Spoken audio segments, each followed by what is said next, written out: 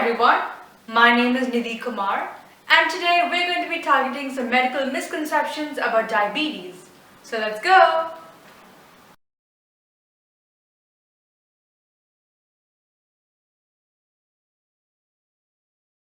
Myth: diabetes, once controlled well with lifestyle modifications or medication, means it's cured. False. Diabetes is a chronic condition which stays for life. It cannot be cured but can only be controlled.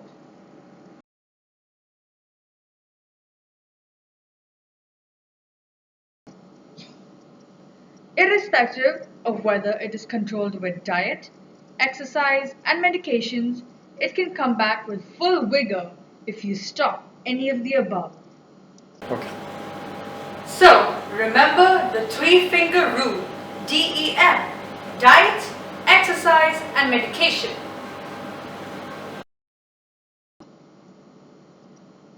Myth: kids and teens do not get diabetes. False. This is a medical condition which can affect all age groups from the newborns to the old aged.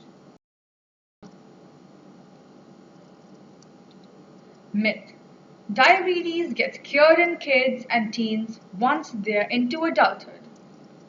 False. There are various types of diabetes, and type 1 and type 2 are a couple of them affecting kids and teens. Let's talk about type 1 diabetes. Type 1 diabetes is an autoimmune condition wherein our body does not produce the hormone insulin required to use sugar in the body. This is a lifelong condition.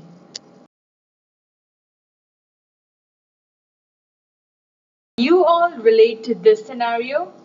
This is a common scene in nearly every household, where kids do not get enough exercise and often wind up as couch potatoes. Type 2 diabetes, which is increasing in teens, is usually a lifestyle disease and can be corrected or controlled but never cured. Now you know that type 2 diabetes is a lifestyle disease which occurs due to lack of physical activity, unhealthy eating, alcohol, drugs, and smoking. It means that it is a disease linked with the way people live their life and can affect all age groups. You are in control of your life and health. Now, here is another type of diabetes which is found in newborns. This is called neonatal diabetes mellitus and it may or may not be lifelong. Myth: many people believe that some obese individuals look healthier than most lean people. Yes, it's true that 25% of obese people do not develop conditions like diabetes even after they gain additional weight. Such individuals are called metabolically healthy obese.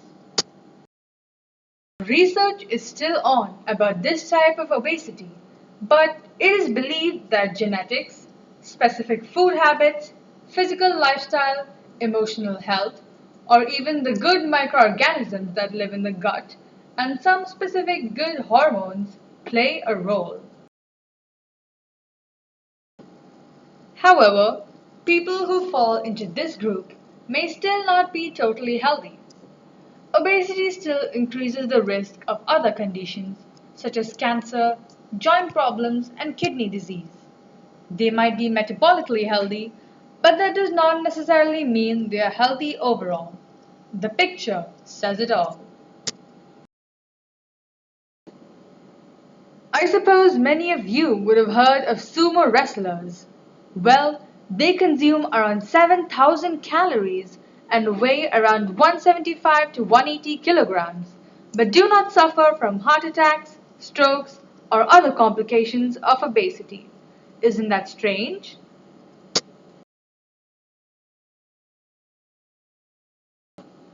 Why is that so? Well, let's find out. The reason is sumo wrestlers have more fat under the skin equal to the healthy baby fat in kids.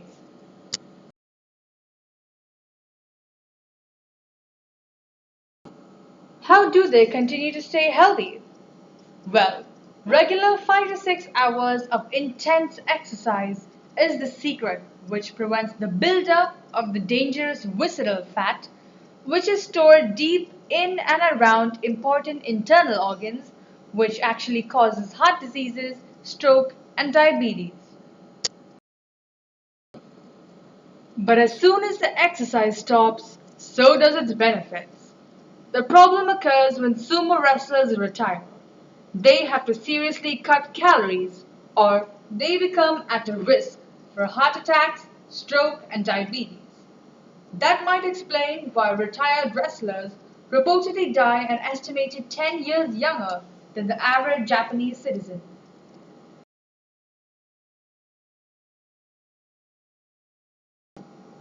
A very common myth is that medicines once started for diabetes is for lifetime and cause kidney problems, and hence we should not take them, especially in the beginning of an illness.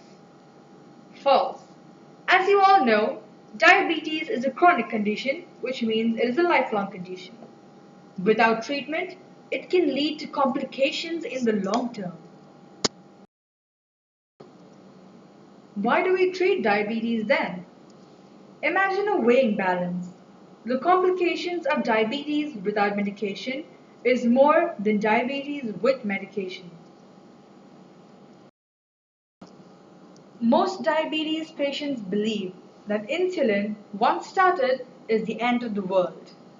False. Insulin is life-saving in a specific kind of diabetes called type 1, where they lack insulin. Requiring insulin does not mean that you have failed to manage your diabetes well. It is because type 2 diabetes is a progressive disease, and eventually your pancreas is just not able to keep up with your body's need for insulin, no matter what you've done to manage your diabetes. So, when does the doctor start insulin? Insulin is started when medications are not tolerated by the patient, when the patient is already taking 2 to 3 medicines and is still uncontrolled, or when the patient has already developed kidney complications, since insulin is the safest in diabetes with kidney disease. Diabetes patients on insulin therapy can lead normal lives. With proper planning, there is no reason why you cannot do everything you did before.